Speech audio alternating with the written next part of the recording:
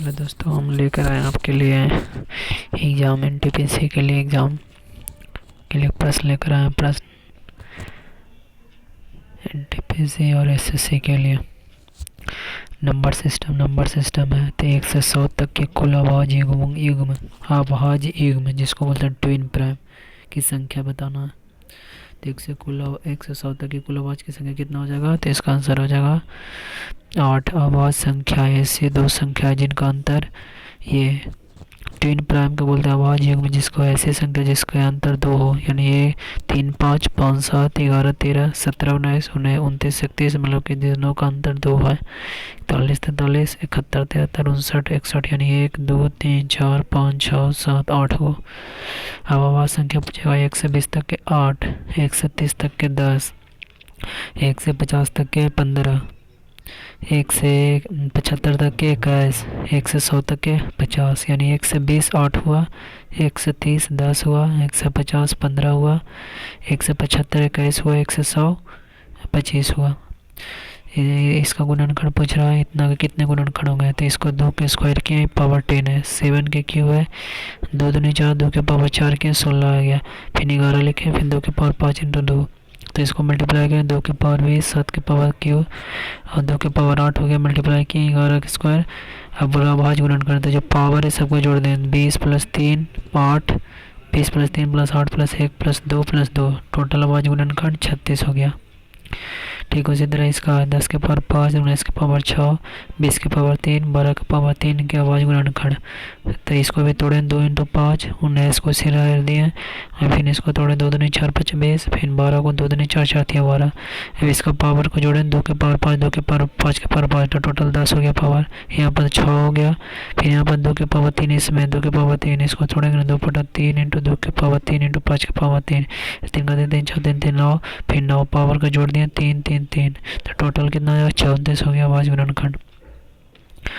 अगला है 60 के कुल आवाज़ गुणनखंड कितना होगा? तो 60 के इसके लिए फैक्टर किए तो 2 से 30, 2 से 5, 15, 3 से 5, 5 से 1 से 5, तो टोटल इसको क्या लिखेंगे? इसको फैक्टराइज में तो 2 के पावर 2 बार हुआ, 3 के पावर 1 बार हुआ, 5 के पावर 1, तो इसका टोटल गुणनखंड कितना हो जाएगा? तो इसका पावर को जोड़ दें 2 + 1 + 1 3 1 4, यानी टोटल आवाज़ गुणनखंड 4 हुआ। कुल गुणनखंडों की संख्या पूछेगा, तो कुल गुणनखंडों की संख्या, कुल आवाज़ गुणनखंड इतना तो पावर में जोड़ा था, लेकिन कुल गुणनखंडों की संख्या तो पावर को एक जोड़ते हैं, पावर में 1 जोड़े, पहले 2 था तो 1 जोड़ दिए, फिर 1 पावर था तो 1 जोड़े, फिर 1 था तो 1 जोड़े, टोटल आवाज़ गुणनखंड इतना होगा, लेकिन आवाज़ में डायरेक्ट केवल पावर को जोड़ते हैं।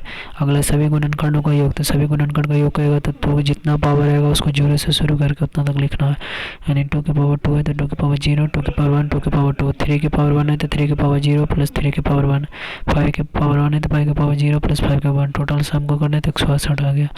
अब सम गुणनखंड बोलेगा तो सम गुणनखंड के लिए 2 कॉमन लेते हैं, बचा कितना अंदर 2 के पावर 1, यहाँ से 2 के पावर 1, 3 के पावर 1, 5 के पावर 1।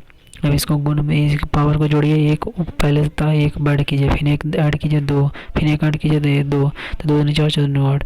आवाज़ गुणनखंड को विषम गुणनखंड पूछेगा तो टोटल गुणनखंड में से सम गुणनखंड को घटा देंगे तो विषम गुणनखंड आ जाएगा। अगला 2 अंकों की एक संख्या के अंकों का स्थान बदलने पर बनी संख्या को वास्तविक संख्या में जोड़ने पर प्राप्त आने वाला कैसे विभाजित है? यह प्रश्न की कोई भी 2 संख्या लीजिए, मान ली 72, इसके अंतर इसके अंक को बदल लिया, मतलब कि 72 था तो इसको इकाई, इसको दाएं लिखिए, इसको इकाई लिखिए, तो हमेशा किससे डिविजिबल होगा? तो हमेशा 11 से डिविजिबल होगा। इसका योग जब जोड़ने पर, जैसे कोई भी संख्या लीजिए, 76 लीजिए, फिर 67, 7 × 13, 7 × 13 = 14, तो 11, ये हमेशा 11 से डिविजिबल है। लेकिन जब वही अंतर बोल दें, जैसे यहाँ पर देखिए 23 एक संख्या लिए उसको उल्टा किया तो 32 है, 55, तो हमेशा किससे 11 से डिविजिबल होगा। उसी तरह 74 लिए उसको उल्टा किया तो 47 आया, तो 121 आया तो किससे डिविजिबल? 11 से। लेकिन जब अंतर बोलेगा तो इससे किससे डिविजिबल है? तो 9 से। तो ये 32 लिए इसको उल्टा किया तो 23 आ गया, तो ये 9 से हमेशा डिविजिबल रहेगा। 74 लिए उसको उल्टा किया 47, तो हमेशा किससे याद रखेगा? 9 से डिविजिबल होगा अंतर में। अगला है 100 से 600 तक के बीच ऐसे पूर्णांकों की संख्या कितनी होगी जो 4 तथा 6 दोनों से विभाजित है? 4 से 6 से दोनों से विभाजित है। तो किसके किसके बीच में 100 और 600 थे। इसे प्रश्न के लिए सबसे पहले 4 6 का एलसीएम लिया था, 4 6 का एलसीएम 12 हो गया। अब इतना से इतना के बीच में, तो इतना से इतना के 100 से 600 के बीच में कितना आएगा, पहले आ जाएगा 101 आएगा, तो 101 में 12 से डिवाइड किए, और इसमें तो 101 में 12 से डिवाइड करें तो 12 6 में 8 पॉइंट कुछ का आएगा, और इसमें डिवाइड कर दें तो 12 4 48 4 पर 50 60 तो 4 मरतबा मिलेगा, और 11 बचा, 11 199 हो गया। तो बरनमा टोटल से 9 मरतबा मतलब 49 पॉइंट समथिंग लगेगा। तो इसका ऐसे पूर्णांक संख्या कितनी होगी, तो इन दोनों का डिफरेंस ले लीजिएगा, यानी 8 49 का डिफरेंस ले लीजिएगा, यही आंसर आ जाएगा। अगला 50 से 125 के बीच में ऐसी कौन सी कितनी संख्या है जो 2 3 5 से भाग विभाजित हो। तो 50 से 100 के बीच में, तो 50 के बाद कितना आएगा, 51 तीनों का एलसीएम लीजिए, 5 3 15 दूनी 30, इसको 30 से डिवाइड करिए, इसके पहले मतलब इस दोनों का बीच में, तो इसके पहले क्या आएगा, 134 आएगा। हम इसको डिवाइड करें तो ये का है, पॉइंट वाला को छोड़ दीजिए, बाद मैंने नहीं लिखे पॉइंट वाला, ये 4 से पूरा 4 पॉइंट समथिंग आएगा। तो इस दोनों का अंतर देखते हैं तो 3 आएगा, नहीं इसका आंसर क्या होगा, 3 आएगा। अगला इसी तरह है कि 400 और 800 के बीच ऐसी कितनी संख्या है जो 4 5 6 से विभाजित है। 4 5 6 से विभाजित के लिए सबसे पहले इसका एलसीएम लिया तो 60 आया। अब इस दोनों के बीच में, तो इस दोनों के बीच में 400 के बाद कौन सा है, तो 401 हुआ। 800 से पहले कौन सा, 99, तो इसको 60 से डिवाइड किए तो कम से कम लगभग में 6 मरतबे लग रहा है, 6 पॉइंट समथिंग, इसमें भी 13 पॉइंट समथिंग लग रहा है, डिवाइड कीजिएगा। अब इन दोनों का अंतर कितना होगा, यही मेरा आंसर रहेगा, तो 7 अंतर आया। अगला 3 अंकों की कितनी संख्या 6 से विभाजित हो जाएगी। तो 3 अंकों की सबसे संख्या कितना से स्टार्ट होता है, 100 से स्टार्ट होगा, और ख़त्म कहाँ होगा, 999 पर। 6 से विभाजित है, 6 से डिवाइड करेंगे तो 16 आया, तो मतलब कि पूरा एक्यूरेट नहीं काटना है, जितना कटता उतना काटिए। इसका 196 166 आया था, दोनों का अंदर कितना है, 150 आया। अगला 1 से 160 तक की सभी संख्याओं का योग निम्न से किससे विभाजित, 1 से 60 तक की सभी संख्याओं का योग। तो 1 से 60 तक तो जानते फार्मूला कितना था, n + 1/2, तो n बराबर 60 × 61/2, यानी किससे विभाजित है, 61 का इसमें मल्टीप्लाई, यानी 61 का 61 से डिविजिबल है। अगला देखिए 1 + 2 + 3 + 4, ये लगातार इन सम संख्याओं का योग कितना होगा, n + 1/2, और लगातार सम संख्याओं का स्क्वायर के योग के बराबर कितना हो जाएगा, तो n + 1 2 n + 1/6, क्यूब के लगातार संख्याओं का क्यूब का योग कितना हो जाएगा, तो n + 1/2 के टोटल के होल स्क्वायर आ जाएगा। जैसे ये इसका प्रश्न है 2 4 6, ये 2n तक रहेगा, ये भी वाला 2 4 6 ऐसे 2n तक रहेगा, इसका सम पूछेगा तो इसको लिखेगा n + 1 n लिख दीजिएगा, टोटल 2n है तो n टर्म को बांटिए फिर n + 1 होगा, ये ओड वाला टर्म रहेगा तो n² सीधे आ जाएगा। अगला देखिए ये क्वेश्चन है, ये 1² 3² 5² 7² ऐसे ही ओड वाला टर्म का स्क्वायर रहेगा, तो इसका फार्मूला इसका सीधे ऐसे लिखिएगा, लास्ट टर्म लिखिए, उसमें एक और जोड़िए, तो लास्ट टर्म 23 था तो इसमें एक जोड़िए 24, एक और जोड़िए 25/6, ये ओड वाला टर्म का है, जिसका स्क्वायर है ये वाला, याद रखिएगा बस। अगला है देखिए 2² + 4² 6² 8² 24², इस तरह इसमें भी उसी तरह लास्ट टर्म वाला का लिखिए, एक ऐड कीजिए 25 आया, फिर एक और ऐड कीजिए 26/6, यही आंसर आएगा। अगला निम्न से कौन सबसे छोटा है, तो इस तरह के प्रश्न के लिए सबसे पहले अंतर्विधि से प्रयोग कर दें, तो अंतर्विधि देखिए 8/15 और 8/15 था, 8/15 में अंतर कितना 7 है, फिर 14 33 में अंतर क्या 19 है, 13 19 है, और 7 13 में अंतर क्या है 6 है, 11 13 में अंतर क्या है 2 है। तो इसके लिए फिर न्यूमरेटर को डिवाइड करना जो अंतर है उससे, तो 8 में 7 से डिवाइड किए तो एक मतलब 1 पॉइंट समथिंग आया, फिर 14 में अंतर न्यूमरेटर को अंतर से डिवाइड करेंगे, तो न्यूमरेटर 14 अंतर से डिवाइड किए तो लगभग में 0.7 आया, फिर न्यूमरेटर को अंदर से डिवाइड किए तो 1.1 आया, फिर न्यूमरेटर को अंदर से डिवाइड किया 0.5, 10 में सबसे छोटा कौन है, तो ये है, ये सबसे छोटा हुआ। अब इसको आरोही क्रम में लिखना है, तो ये उसी तरह इसको अंतर लिखेंगे, तो 23 और 27 का अंतर 4 आया, 4 तो 23 में 4 से भाग देंगे तो 5.7 आएगा, फिर 14 15 में 19 में से अंतर 5 आएगा, तो 14 में 5 का डिवाइड देंगे तो 2 पॉइंट आएगा, दोनों का अंतर को न्यूमरेटर में डिवाइड करेंगे 2.6 है, दोनों का अंतर न्यूमरेटर से डिवाइड करेंगे तो 4.8 आएगा। तो ये आरोही क्रम है, असेंडिंग ऑर्डर में छोटा से बड़ा, तो छोटा से बड़ा तो सबसे छोटा कौन सा है, तो 8 बड़े, ये है सबसे छोटा क्या है, तो ये सबसे छोटा यहाँ पर कौन सा है, तो 2.6 है, यानी 8/11 2.6 है सबसे छोटा। फिर इसके बाद क्या है फिर ये वाला छोटा है, फिर ये छोटा है, फिर ये छोटा है, तो इसको आरोही क्रम में रख लीजिएगा। अगला 9/100 को जब 8 से विभाजित किया जाता है तब शेषफल प्राप्त क्या होता है। 9/6 को 11 में 9/6 -8 को विभाजित, तो इसको इस तरह का प्रश्न बनाने के लिए 8 टर्म पहले इसको लिखिए, 9/6 के अलग अलग टर्म में लिखिए। अब इसको 8 के टर्म में लिखिए तो 8+1 लिख सकते हैं कि पावर 6/8। तो ये इसको लास्ट वाला टर्म देकर जब सिंप्लीफाई कीजिएगा तो 1/1 के पावर 6 आ जाएगा, क्योंकि बाइनोमियल्स एक्सप्रेशन होता है n से 0 8 के n-0 x के पावर 1। तो बाइनोमियल हमको पढ़ना नहीं है तो इसलिए बाइनोमियल छोड़िए। यहाँ पर लास्ट वाला टर्म हो जाएगा 1 की पावर 6/8 माइनस ये 11 है तो 11/8 आ जाएगा। अब यहाँ से डिवाइड कीजिएगा तो 1/8 आएगा। 11 में 8 से डिवाइड करेंगे, 11 में 8 से नहीं तो न्यूमरेटर कितना बचा, 3 बचा, तो 3/8। अब इसको -2/8, तो शेषफल जानते हैं कि निगेटिव नहीं होता, इसलिए शेषफल क्या होगा 6 आ जाएगा। इसको ऐड कर देंगे।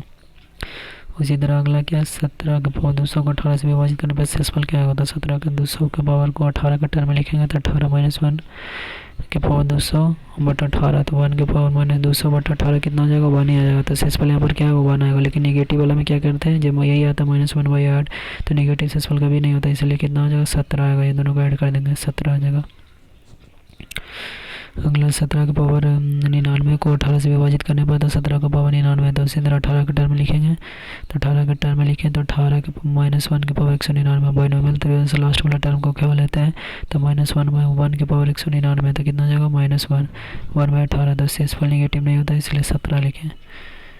अगला 18 के पावर 199 को 17 से विभाजित करने पर 18 को 17 से विभाजित करते हैं, 17 का टर्म में लिखते हैं 17 + 1 199। अभी लास्ट वाला टर्म को देखते हैं तो 1 के पावर 199 हो जाएगा बटा 17, तो 1 के पावर 199 1 ही हो जाएगा जानते हैं, तो 1 शेष आ जाएगा, शेष 1 आ जाएगा। अगला देखिए 7 के पावर 19 + 2 को 6 से भागा देने पर तो 7 के पावर 19 + 2, तो इसको 6 वाला टर्म को लिखे मैं 6 + 1 के पावर 19 + 2/6, तो ये वाला टर्म लास्ट वाला टर्म को देखिए तो 1 के पावर 19, तो 1 के पावर 19 1 आ जाएगा, फिर 2/6, तो दोनों को जोड़ें तो 3/6 यानी शेष कितना आ जाएगा 3 आ जाएगा। अगला 13/14 को +143 को 14 से भाग देने पर, तो ठीक है इसको अलग तरह सिंप्लीफाई किए, फिर 14 के टर्म में लिखते हैं तो 14 के टर्म में लिखें तो -1 के पावर 14 आ जाएगा तो 1 आ जाएगा। ये वाला जब 143 में 14 से डिवाइड करते हैं तो कितना बचेगा शेष, तो 3 बचेगा। तो शेष को केवल लिख रहे हैं, शेष को ध्यान रखेगा, तो 3 + 1 4 4/4 यानी शेष कितना है 4 आया।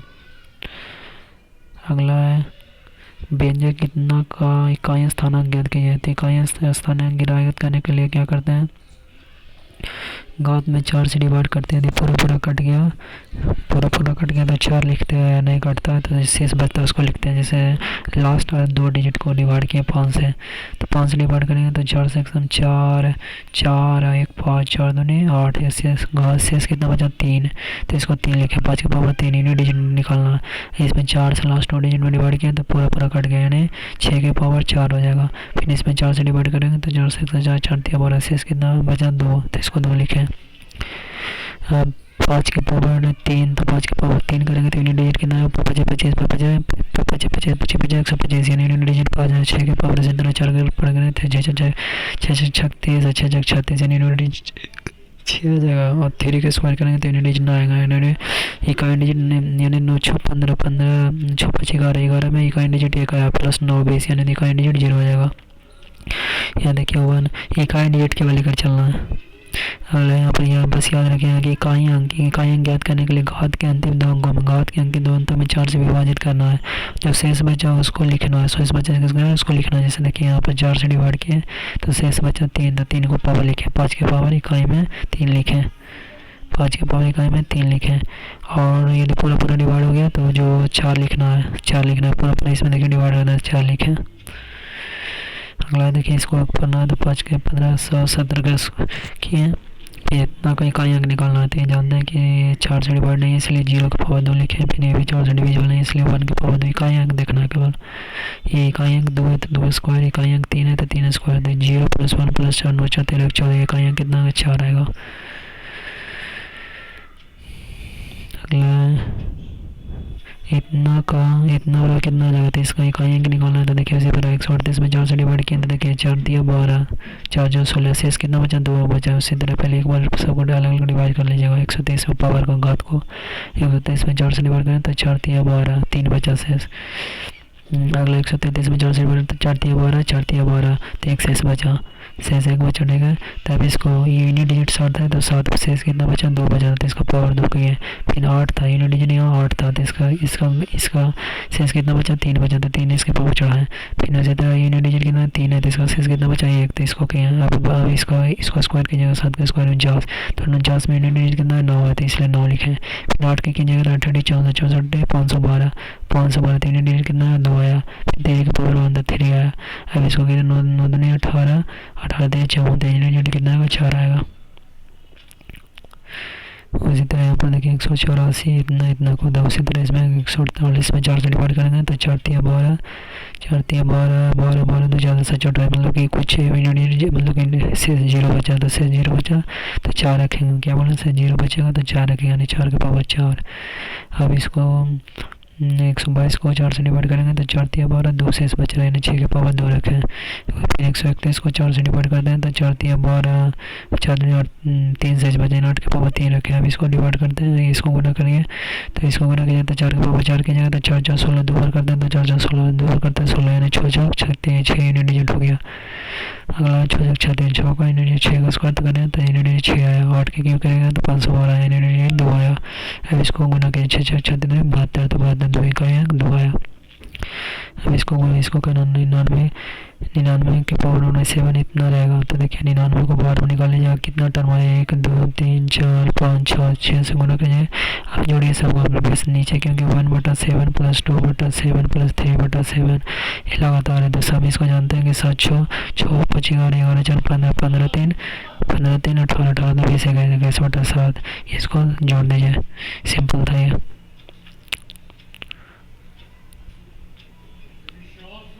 ठीक उसी तरह इसको कितना टर्म जितना टर्म तक रहेगा उसको निकालिए। 10 टर्म तक है तो 10 से गुना कीजिए 1 2 3 4 10 अब 10 + 9 + 8 इस तरह के सब जानते हैं कि 10 × 11 10 × 11 बटा 2 10 × जानते हैं ना, n + 1/2 लगातार संख्या को सम का योग, तो 5 11 25 55 इसको जोड़ दीजिएगा। अब देखिए ये वाला बहुत इंपॉर्टेंट क्वेश्चन है। 3 के पावर 50, 4 के पावर 40, 5 के पावर 30 है, इतना में सबसे बड़ी संख्या कौन सी है। तो ये सारे प्रश्न में सबसे पहले हम क्या करेंगे, घात को सेम करेंगे। तो घात को सेम करके देख लेंगे 50 40 30 60 में 20 में 10 कॉमन है, तो 30 को क्या लिखेंगे 3 के पावर 5 × 10, इसको गुना करें 50। उसी तरह 10 इसमें 4 का थे 4 के पावर 4 × 10 लिखें, 5 के पावर 3 × 10, 6 के पावर स्क्वायर × 10। अब इसमें घात सबका सेम आ गया। अब इस 3 के पावर जानते 3 3 9 3 7 7 81 81 243। उसी तरह 4 के पावर 4 करते हैं तो 256, 5 के पावर क्यों करते हैं तो 125, 6 के पावर 6 के स्क्वायर करते हैं 36। पहले हमको क्या करना है, घात को सेम करना है, एक्सपोनेंट को सेम करना।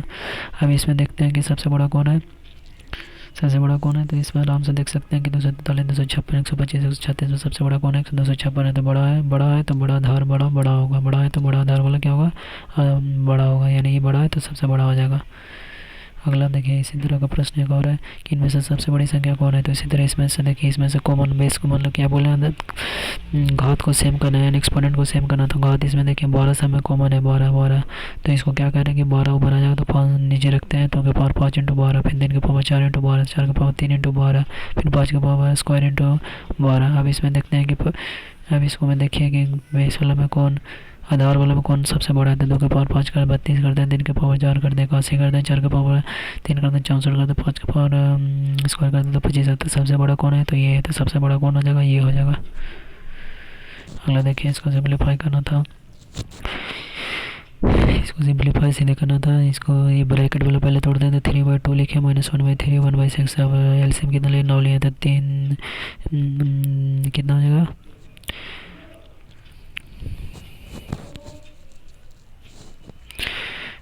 यहाँ पे 6 एलसीएम लिए तो कितना 3 दूनी 6 3 3 9 हो गया, फिर 3 दूनी 6, फिर 6 से 14 2 1 3 तीन तीन तो 6/6 एक हो जाएगा यहाँ पर, सॉरी यहाँ पर 9 लिख देती है, एक आ जाएगा। इसको सिंप्लीफाई किया, फिर इसी तरह 1/2 1/2 हो जाएगा। फिर यहाँ से लिखे 5/4 माइनस 1/2, तो 4 एलसीएम लिए तो 4 लिखे, 5 2 दूने 4 यानी 2 दूने 4, 2 तो बचा कितना 3/4, 3/4 प्लस 13/4 तो कितना आ जाएगा 13 3 16, 16/4 और 16/4 तो 4 बचा।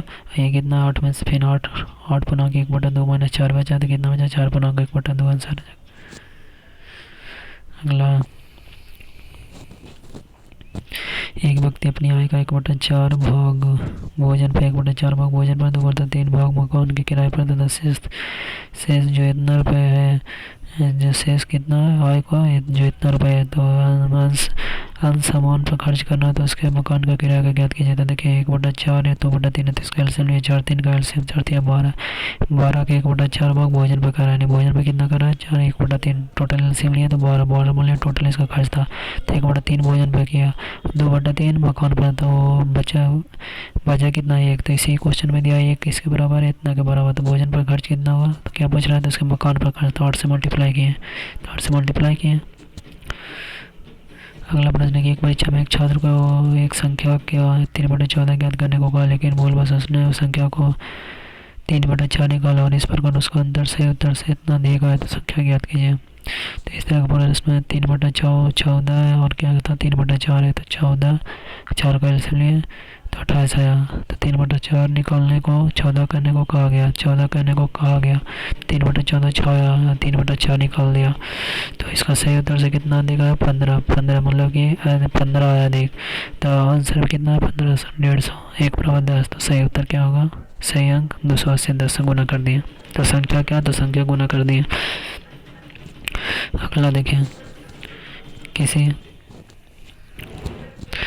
बांस के इतना और इतना भाग क्रम से मिट्टी और पानी में अशेष तथा शेष उसकी लंबाई इतना है तो बांस की लंबाई ज्ञात कीजिए। तो इस तरह का प्रश्न करने के लिए सबसे पहले इसको फ्रैक्शन में इस दोनों का एलसीएम 40, अब हमारा 1/10 भाग मिट्टी में 4 मिट्टी में 1/10 निकालने टोटल इतना लिए तो पानी, फिर इसको 5/8 पानी में 25 हुआ तो बचा कितना 11 बचा, तो 11 ही क्वेश्चन में दिया है कितना लंबाई के बराबर है, इसकी लंबाई के बराबर इतना है, तो 11 बराबर कितना क्या तो 0.75 पूछा क्या रहा है बांस की लंबाई, तो बांस की लंबाई कितना था टोटल 40, तो 40 से गुना कर दिए, 40 से गुना कर देते आंसर आ गया।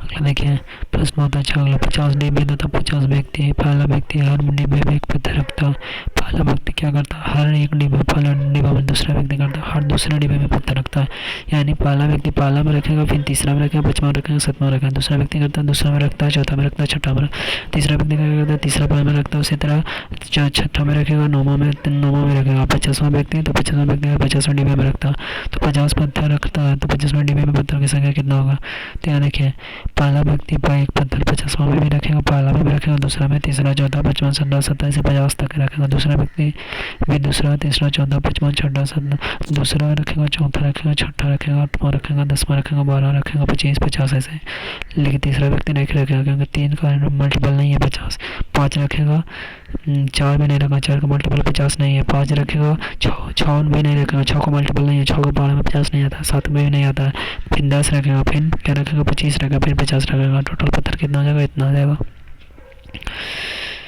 अगला ये है इतना का स्थान पर कितना न्यूनतम रखा जाए, कितना संख्या 8 से विभाजित करने के लिए लास्ट के 3 विभाजित जाना चाहिए, तो 6 3 रखते हैं तो 6 3 2 में न्यूनतम पूछ रहा है, तो 8 7 56 7 56 713 9 72 यानी सब न्यूनतम 3 आ जाएगा, ऊपर रखिएगा तो नहीं आएगा 2।